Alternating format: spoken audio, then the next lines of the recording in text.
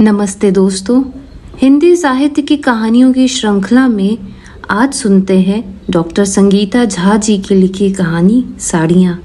तो चलिए बिना विलंब किए शुरू करते हैं इस कहानी को। सचमुच क्या साड़ियाँ भी बोलती हैं, या ये तो अलमारियों में कैद बेजान बेजुबान वस्तुएं हैं? एक बेजान वस्त्र ही तो है बेचारी। मेरा भी मानना कुछ ऐसा ही था उस रात के पहले। वो एक अंधेरी निराशा भरी रात थी। नींद आंखों से कोसों दूर थी, पलकें भारी थीं, पर मूंदने पर भी मानो जगी थीं। पता नहीं क्यों मायका बहुत याद आ रहा था। याद आ रहे थे बचपन के बाबूजी, थकी थकी अम्मा, मुझ बदमाश पर बहुत प्यार करने वाला भाई और जान से भी ज़्यादा चाहने वाले कज़न। अचानक बहुत जोर जोर की एक आवाज़ आई और मैं चौंक कर बैठ गई। पति वो तो खर्राटे भर रहे थे। उन्हें तो भूकंप भी नींद से नहीं उठा सकता। मुझे लगा आवाज़ अलमारी जिसमें मेरी साड़ियाँ बंद थी वहीं से आ रही थी। फिर लगा मेरा भ्रम है और फिर चादर से मुंह ढक सोने का प्रयत्न किया। दोबारा उसी तरह की आवाज़ ने डरा दिया। लगा जैसे कोई कुश्ती लड़ रहा हो। फिर देखा तो पाया आवाज़ अलमारी से ही थी। लगा कहीं चूहा तो नहीं घुस गया। अलमारी में साड़ियाँ नहीं, मेरे वर्षों के एहसास और मेरी यादें बंद थीं। उन साड़ियों को सूंघ कर ही मैं एक दूसरी दुनिया में खो जाती। दोनों बेटियां मेरी बहुत हंसी उड़ाती। छोटी ने तो एक बार फिरकी भी ली, कहा ये साड़ी आउटडेटेड है, इनको कौन पहनता है अब।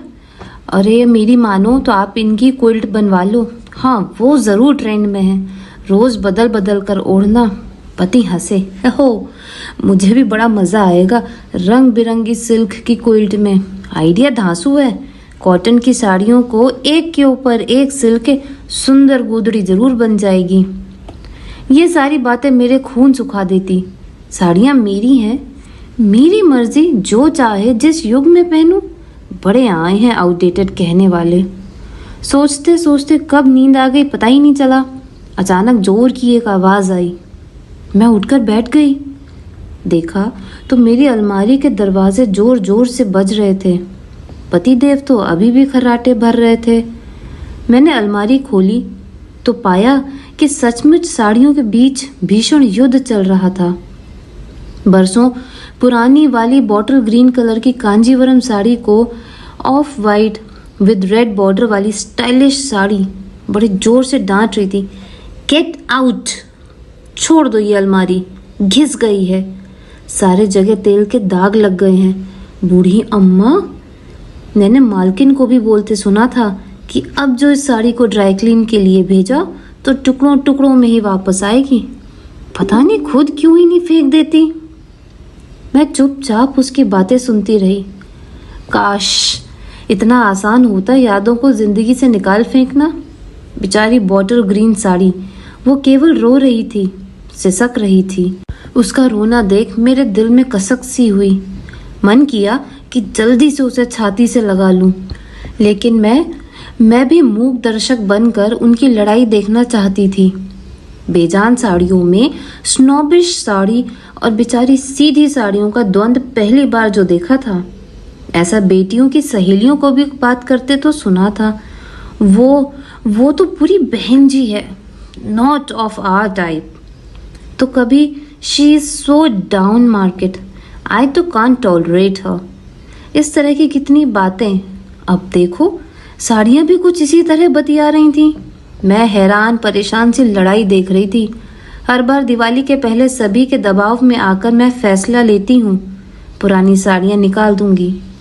पर जब अलमारी खोलती हूँ तो हर साड़ी एक कहानी लिए हुए है और मेरे दिल का एक हिस्सा है। पहली साड़ी पूरी तरह से चरचराई कोसे पर एप्लिक वर्क की वो साड़ी जो अम्मा ने अपनी एक सहेली से खुद के लिए रामपुर से मंगवाई थी, जो उन दिनों सबसे अलग एलिगेंट साड़ी हुआ करती थी, जो सबका मन बरबस अपनी तरफ खींच लेती। फिर अम्मा खुश होकर उसकी पूरी हिस्ट्री सुनाती, जो रामगढ़ के उस बुनकर से प्रारंभ होती जिसने वो कोसा बुना था। मैं जब चाहे तब अम्मा की अलमारी से चुरा कर उसे कॉलेज के फंक्शन में पहनकर इतराया करती। बेचारी अम्मा, ढूंढती और नहीं मिलने पर अपनी याददाश्त और बढ़ती उम्र को कोसती। मेरे चुपचाप ठीक उसी जगह पर रख देने को कहती। देखो तो कैसी पागल हूं मैं, बगल में छोरा और गांव भर में ढिंढोरा। मैं अनजान बनने का नाटक करते हुए कहती, अम्मा आप भी ना साड़ी को लड़का कह रही हैं। अम्मा कहती, पगली ये मुझे जान से प्यारी है, पर मैंने तो इसे पहना नहीं, फिर इतनी कीचड़ फॉल की जगह क्यों लगा है। मैं भी ना। ऐसी न जाने कितनी साड़ियाँ जो अम्मा ने मेरे दहेज के लिए अपनी सहेलियों से मंगवाई थीं, जो असम के मूंगा सिल्क से कर्नाटक के मैसूर सिल्क तक थी। अम्मा के इस दुनिया से जाने के बाद वो मेरे साथ अम्मा का एहसास थी। पहनूं या ना पहनूं, उन्हें छूने भर से लगता मानो अम्मा की खुशबू मुझ में समा रही है। उसे भला मैं कैसे फेंक दूं? क्या आज की दुनिया में सबके एहसास मर गए हैं? दूसरी साड़ी एक जापानीज जॉर्जेट 644 की है, जो बेचारे बाबूजी मेरी पहली तीजा में नाप कर 5.5 मीटर की लाए थे। उन दिनों मेरे जैसी उन दिनों की सो कॉल्ड स्टाइलिश लड़कियां लंबा पल्ला लेती थीं। इससे 5.5 मीटर की साड़ियां कम ही मिलती थीं। पूरे मार्केट ने उनकी हंसी उड़ाई थी। अरे मिश्रा जी, किसके लिए साड़ी नाप कर ले रहे हो? मिश्राइन तो बेचारी बूढ़ी हो गई, कभी उनके लिए तो ऐसा बेचैन साड़ी खोजते नहीं देखा। बाबूजी बोले, मेरी बेटी गुड्डी जो MSc कर रही है, पहली बार निर्जल तीजा का व्रत कर रही है। उस पीली साड़ी को कैसे फेंक दूं? उसको लपेटती हूँ तो खुद को बाबूजी की मजबूत बाहों में पाती हूँ। बेटियां हल्दी की गठरी कह बहुत हंसी उड़ाती हैं। ये बॉटल ग्रीन की कांजीवरम साड़ी भाई ने अपनी पहली तनख्वाह से खरीदी थी। उन दिनों मैं बड़ी नटखट, थोड़ी तेज और ज्वलनशील हुआ करती थी। भाई 2 साड़ियाँ लाया था, एक मेरे और एक अम्मा के लिए। एक थोड़ी नारंगी और बॉर्डर मैरून था और दूसरी बॉटल ग्रीन और सिल्वर कलर के बॉर्डर के साथ थी। पता नहीं वो ज़माना अलग था और मैं पागल। मैंने प्राइस टैग देखा और ज़्यादा प्राइस वाली साड़ी छीन ली। बेचारी अम्मा कहती रहीं, गुड्डी तुम पर ये केसरिया रंग फबेगा। मैं चिल्लाई, भारत माता तुम ही रखो केसरिया, मैंने तो अपनी पसंद कर ली है। भाई मुस्कुराया, चुप रहा। मैं शायद भाई को बहुत प्यारी थी, ऐसा मैं उन दिनों सोचती थी, पर बाद में पता चला वो तो मुझसे मेरी इन्हीं बाल सुलभ हरकतों की वजह से नफरत करता था। उसकी नज़र में मैं एक लालची, जिद्दी और चुगलखोर बहन थी। अम्मा से उनकी पसंद हथियाने को प्यार और हक की संज्ञा ना दे, बाद में भाई की पत्नी ने ताना दिया, जो माँ की ना हो सकी वो। लेकिन चाहे जो भी हो, मेरा प्यार तो भाई से निशर्त था। लेकिन हाँ, उन दिनों को मैं किसी से बांटना भी नहीं चाहती थी। अपने बचपन के हक लालच से हथियाई साड़ी मुझे जान से प्यारी थी। उसे भला मैं कैसे फेंकती? ऐसी कई साड़ियाँ जो किसी न किसी कहानी से जुड़ी थी, जो चाचा चाची, बुआ मौसी किसी न किसी की भेंट थी, कैसे मैं फेंकती? ये जो महारानी साड़ी ऑफ वाइट और रेड बॉर्डर वाली बेटियों ने मुझे शादी की 25वीं सालगिरह पर दिलवाई थी। मेरी बेटियां जैसे ही अकड़ दिखा रही थीं, लेकिन अब मुझे भाई की तब कही बात अच्छी तरह समझ आ गई थी। पगली दाम क्यों देखती है? महंगी होने से भी कोई चीज़ अच्छी थोड़े हो जाती है। उससे जुड़े एहसास देख। बड़ी देर तक मैं सबकी लड़ाई देखती रही और मैंने सारी नई साड़ियों को एक जोर की डांट लगाई। चुप, बिल्कुल चुप, कोई नहीं जाएगा। ऐसा कभी होता है भला?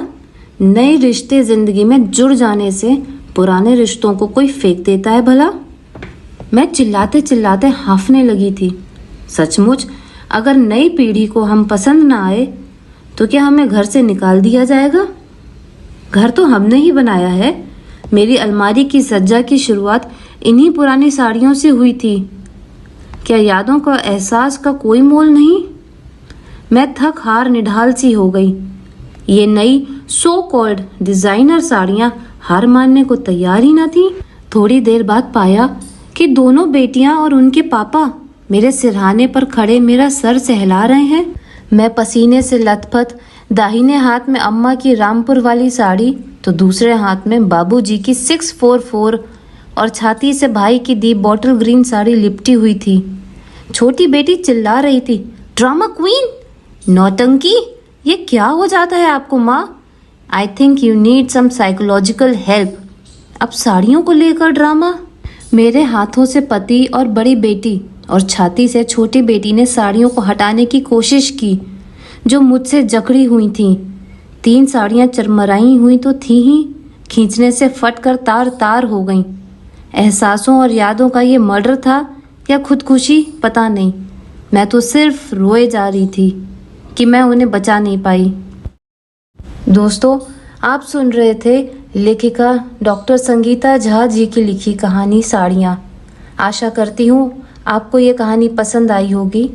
अगर आपको पसंद आई है तो अपने विचार कमेंट सेक्शन में लिख के ज़रूर बताएं। मिलते हैं दोबारा एक नई कहानी के साथ। तब तक स्वस्थ रहिए, खुश रहिए।